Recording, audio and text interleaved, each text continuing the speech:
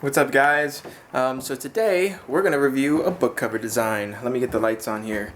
Get some lighting for you so you can see my face and see this world, the home. No, I really think that just book cover design, like I've talked about in the past videos, is an important thing. So we're gonna talk today about a book cover design I created. Now I would let you guys pick, but you can't actually decide through the computer. So I kind of have to assist you. But if you could use my hand, let's just say this is your hand. Which book do you want to pick? Sonora, Floundering, Hostage.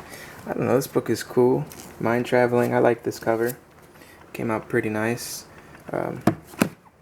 We could talk about that one, or let's talk about Elemental Affinity by J.C. Steele.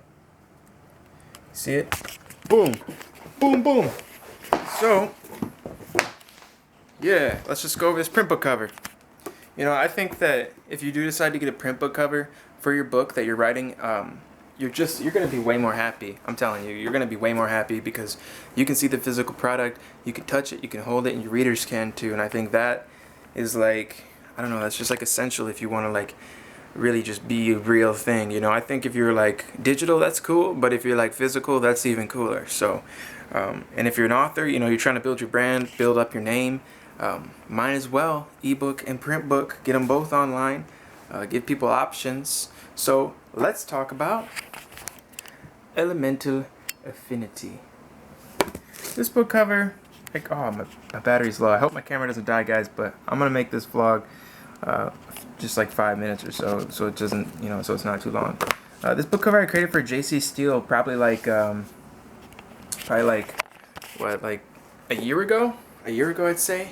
And the cover came out great. I had a lot of fun designing it, and I think that it's just a great example of a good cover. So let's first get into why I think it's a good cover. Well, one, I like it. The flare effect behind the font. If you guys can see that up close, see how Affinity has a little beveled edge? That kind of just gives it almost like a 3D realistic feel. I don't know if you can see that, but if you can, if the camera's focusing, that's what it looks like. This is a gloss book cover. As you can see, it's a little bit shiny. But yeah, it turned out real nice.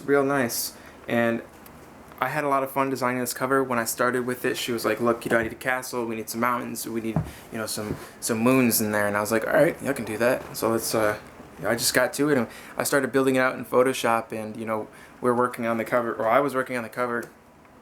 And we did go through a few revisions. There was definitely a few revisions, but that's part of the process. And if you're trying to, create a better book cover, I think revisions are just kind of like necessary. Like, not all book covers I've done have, we've gone back and made changes, but on the ones that, people are like, okay, I want this change, then I just go ahead and do it.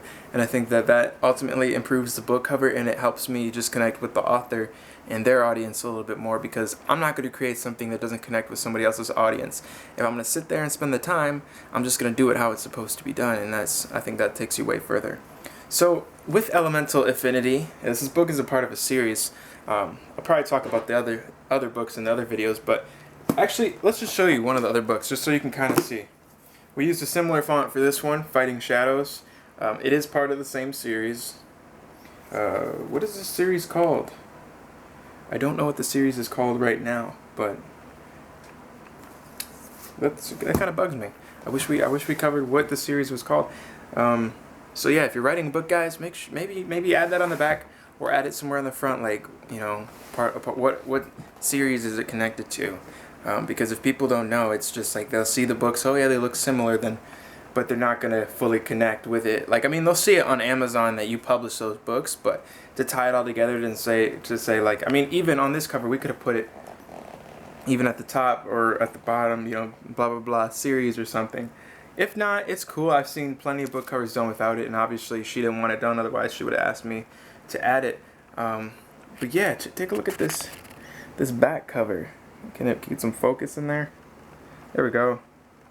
Yeah, it came out super sharp. Really happy with it. I always make sure to put a title at the bottom left of my back covers, and I always add the barcode at the bottom right. I've never seen a barcode on the bottom left, so I just think that if you're gonna do it right, might as well do it right.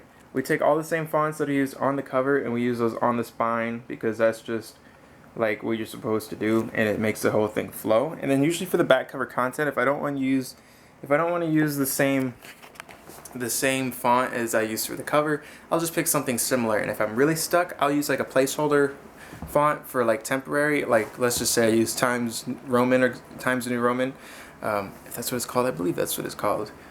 The basic font that everybody knows that's uploaded or that's on like all computers.